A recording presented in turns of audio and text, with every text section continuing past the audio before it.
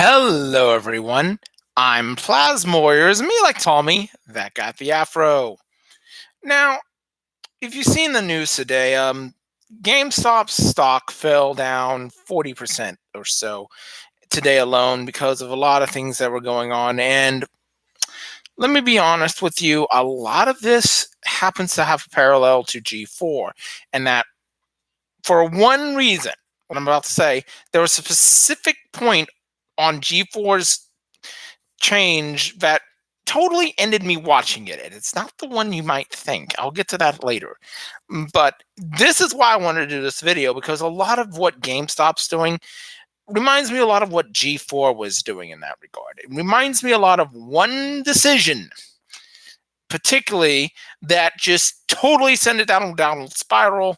And that decision's not as obvious to you guys. But let me get down to the point here. Before I get to what I'm talking about with G4, let me explain that at the time, GameStop's business model really was about the used market. And let's be honest, used gaming is kind of hard to deal with nowadays.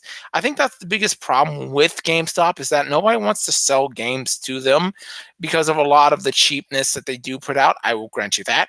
But on the same end, there are other factors, and I will get to the ones that are obvious and the one that you might not think is there, but it totally makes sense if you really look into it.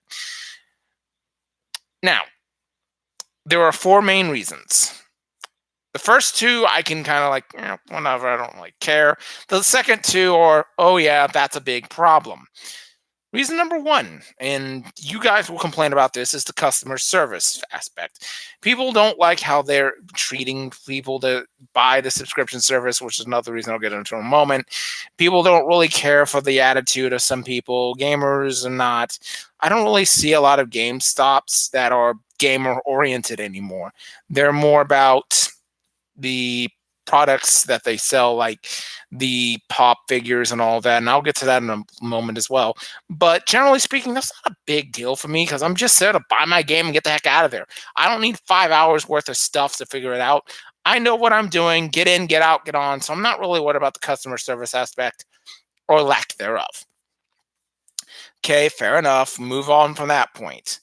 Number two, though, is this subscription-based service about the Power Awards or whatever. I can't even remember.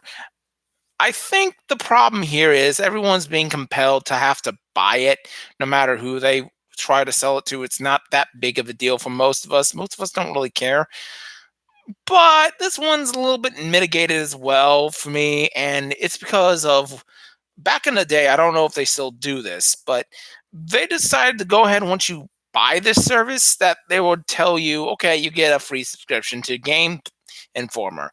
And of course, Game Informer is, or at the time was at least, I don't know if they still do it, the biggest video game magazine you could possibly get. And it was good back then. It wasn't like it was a humongous advertisement crazy filled system. It is more days now because everyone has to get advertisements. But back then, even before the 2000s, it was a great gaming magazine. It was definitely one of the top five all around, and it still was a solid magazine when I was subscribing to it. Of course, nowadays I don't have to so much, but you get the general idea. Why would I have to worry about that if I'm paying for $20 a year for a subscription that, if you get newsstand, you're probably looking at what, at least 60? So for me, whatever, that's another, I don't really care for that. The other two, however, they're more problematic. The one everyone's going to talk about on the news medias is the downloading is becoming so popular. And while that is true, there is a problem with that. Get to that in a moment. Basically, you can download any game off the internet if you want to, no matter what. Legally and not. Just look at ROM hacks. There you go. There's your illegally part. But generally speaking, the downloadable content also has some restrictions. And the main one, of course, right now, and I don't think this is going to kill GameStop off right for at least this generation, maybe into the next generation of consoles, is that you have to take so much space to download these things. Heck, Call of Duty Black Ops 4, I think is what, 80 gigabytes, maybe more, of just content that isn't already on the disc. So that's a lot of data to put into a game and then put on your console when you only get what, 1 terabyte, maybe you're taking up quarter-ish of space for one game in some cases. That's too much. You can't really viably say that's a good idea. I hate to tell you this, but that doesn't make any sense. And for that reason, I don't think that's killing GameStop as much as it could have. Now, don't get me wrong, there's another thing about that is that you can try your game before you buy it now. You can go ahead and get a demo of any game possibly you can put on your console nowadays. And we're talking about this in a way of back in the day, what did you have? You had your demo discs, right? Of course, you couldn't do that on the Nintendo consoles. They're all cartridge based. So demo discs were the way to go. You had, of course, most notably the official PlayStation magazine and PlayStation Underground that did that, the gem packs and stuff. Those are the ones people got, and they were like $4 or $5 if you didn't have a subscription to whatever they were. And that really made sense to have at the time because you had these easy access points to games that you couldn't really buy or didn't really know if you were going to buy. And it made sense then, and it still might make sense now. We'll get to that in a moment. But you were just free trial offers, and that's fine.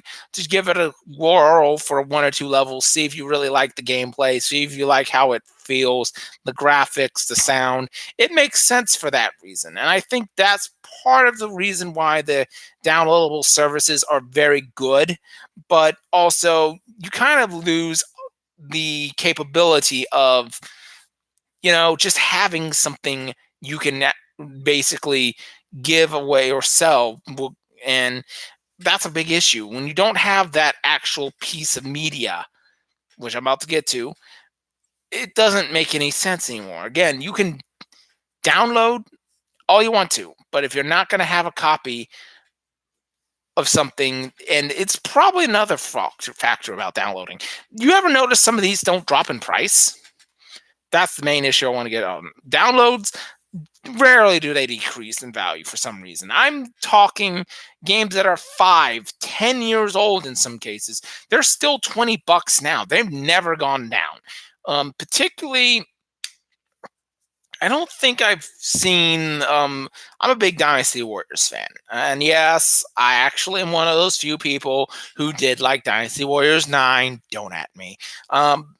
Generally speaking, I love that series, but I've never seen the price drop in some of these games from $40. That's too much for the older generations, the sevens, the eights. Those Dynasty Warriors 6, okay, if you can find it, I guess. I always thought 5 was the best in the series, but that's not the point. These things just don't drop in price. When you have a physical disc, you can possibly find it for a cheaper price. Probably going to be a while, mind you. You could say months, but it still makes more sense because it does have a price that you can actually go out and hunt for. You can bargain shop more. Maybe not download it, but actually take a chance and find it at a store. But that leads me to number 4. And the real point, I want to go back to G4 for a moment. Do you know what actually? I just quit watching the network at that time because of one thing. And you probably already are guessing, oh, it's obvious. It's another Cops rerun series, right? No, actually, far from it. In fact, I would rather be watching those reruns of Cops. Hold on a second. I apologize for that sudden inconvenience. I will get to that phone call later. Anyway, point being, low budget YouTubing at its finest, folks. Point being, though, that moment was the merger of G4 Tech TV, particularly brought on one show that totally just, I can't watch this crap. XPlay. Don't at me. Let me explain before you start screaming at me. Oh, but XPlay is great. XPlay is marvelous. No, it fucking sucked. There you go. I'm sorry I have to swear, but it was trash. They went out of their way to actively insult people. And you know what I say about fan bashing? Don't do it. Stupidity rears its ugly head with those morons. Seriously, the biggest assholes in video game history were XPlay. Two main points come to mind specifically. Number one was, I don't know, it was Adam or Morgan who said this on camera, but they said that nobody really cared about Mega Man Legends 3, and that's why Capcom didn't put it out. I'm sorry, we were screaming for years to release the entirety of the Mega Man Legends franchise. We finally got it. We finally got Legends 1 and 2 and the Misadventures of Tron Bonne. That is how you make a 3D Mega Man game correctly. Mega Man X7, anyone? Exactly. So yes, I did feel like they were trying to attack the people who wanted a generally good game series to continue. But that was nothing compared to one of the Morgan minutes that went on. Oh, I can go on for 5 hours on this one subject alone, but I'm just going to end it at what was the quote of said Morgan minute. I'm not kidding when they said this. This is Morgan Webb talking. This isn't me. They said, quote, this is about old school video games, by the way. Games from the Atari generation and the PlayStation generation. Between those, quote, if you didn't play these games back when they first came out, there's absolutely no reason for you to pick these games up today, end quote. I'm so glad the NES and SNES minis sold like hotcakes. The only reason why the PlayStation Mini didn't sell like crazy was because it had the PAL regions of these games and not the North American releases. Totally different. Just playing them felt slow on the PlayStation Classic. Oh, there's a Sega Genesis Classic coming out. By the way, Mega Man, the Wily Wars. You're welcome, by the way. So yes, the moronic stupidity of XPlay in 2005, I quit watching. That leads me to the point about GameStop. Around the same time, I can't remember exactly what the day was, but you get the general idea. They decided to stop buying and thus selling PlayStation and N64 era games. So let me give you a rough translation. That means they decide they're not going to care a damn about anything that was no more than a generation prior to that. They're not going to care about that generation. They're not going to care about the SNES, Sega Genesis generation. They're not going to care about any generations beforehand. So at that point, I stopped going there. That's when I stopped. I didn't stop 2010s. I started in the 2000s because I wasn't going to bother to pick up games that weren't likable in that generation, because at the very early onset of the PlayStation 2, there weren't very many good games for it. They changed that later on, I grant you that, but it wasn't like I was gaining anything from that point. I was definitely having more fun with the PlayStation games at the time. Final Fantasy 7, 8, Parasite Eve 2, Breath of Fire 3. I was still enjoying those games. Heck, Gran Turismo 2 is way better than Gran Turismo 3 and 4. But no, they decided to just say, screw all that, and let's just be what we want to be. Haha. No, that's not going to work. And that's when I stopped going there.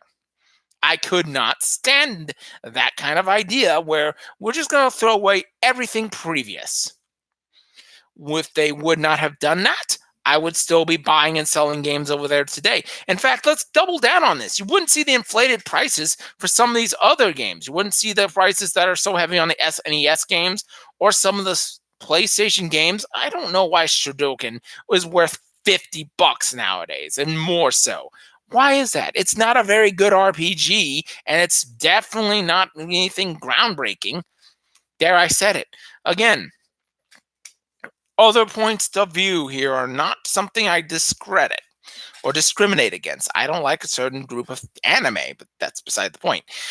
So, because of that, what can be done to fix this? Well, let me start off by saying the current model is not going to work. Not at all. Downloadable content, however, is not going to become this super awesome thing in this console generation. Maybe not even the next console generation. It might be a few generations from now. I think there are three possibilities to help out here. Number one might not be so obvious, but it makes sense. Instead of just a subscription based service to their magazine, why not do it like Gamefly and have your games out on rental at the store? And when you think about it, it makes a lot of sense because you don't want to wait 5 days for another game to come into your hands. You want to go over there. I didn't like this game. Can I get this one? And then 2 hours later, you pop it in your PlayStation 4, your Xbox One, or your Switch and have fun with that. I think that's a better way of doing it simply because it makes more sense. You don't have to wait on the game. You don't have to deal with the issues. And that brings me to point number two, which would be, you know, make it easier for people to buy old school content. Now, this is harder to do, I admit, because you only have so much shelf space, but you could go back to the PlayStation 3 era, PlayStation 2 era, PlayStation 1 era. You get the idea. Go back to the old school video game systems that nobody else can really grab hold of and sell them again. I mean, that's hard to do nowadays. I admit that, but it will make more sense in that regard. And number three might be something a little bit unorthodox, but it would make sense in the vein of this would totally work out for everyone involved. Don't just focus on video games. I mean, yes, video games are your biggest market, but when you think about it, when was the last time you really saw them focus on, say, Magic the Gathering or Pokemon, the trading card game, or Yu-Gi-Oh, as the big three of card games go? Now, I don't remember they focused on that a lot. They focused on some of the other ones that did kind of come out, but that was in the big boom of the 2000s with card games. In fact, let's double down on that a little bit here. Let's not stop at CCGs. What about not collectible card games like Munchkin, Flux? We didn't play test this game at all. Those games are amazing and they sell like crazy in some cases. You wouldn't think for a moment that Cartoon Network, Flux, or Munchkin wouldn't go crazy at GameStop. I would see that go off the shelves like that instead of these other places where these smaller stores, in fact, I don't like the fact that they're selling these pop figures because they're not going to beat these smaller stores. Like there are three of them in San Antonio minimum. One of them is Dragon's Lair, which is an amazing store, by the way, here in San Antonio. The other one is Alien Worlds, another comic book store. And then you've got ones that are scattered around like Hot Topic and all that. Another good one, I'm trying to think of the name of it. Actually doesn't do a lot of comic books. What is it? Oh, yeah, it is. Heroes and Fantasy. I'm sorry. That one's another big store. It's even bigger than the other two that sells a lot of comic book stuff and pop figures. You probably might want to do something totally off the beaten path. Like, let me be honest, if you're not going to sell card games, how about board games? Ticket to Ride's a big popular one. Catan's being sold at Walmart nowadays. You don't think people would jump at the chance to get something like Seven Wonders? If you know what you're doing, you could easily make up for that. Oh, and if that's not good enough for you, let's talk about Dungeons and Dragons or Pathfinder. Oh, that would sell like crazy. You don't think Chizax would go nuts trying to go ahead and put their dice sets in your store? They would jump at that chance.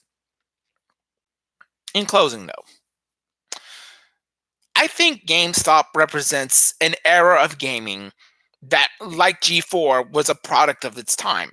The generation where you collected games still. And that collection ability is going away. Now, it's not gone completely. We're never going to have a point, I don't think, in this console generation or maybe the next one, what's going to go completely out the way. But If this console generation is an indication that the downloadable content is still not completely viable yet, we're going to have that come out probably sometime in the next 2 generations. I don't think the next one's going to be there. The storage space is just not ready yet. But if GameStop does not change its model soon, it won't be around for the PlayStation 6. Until then, later.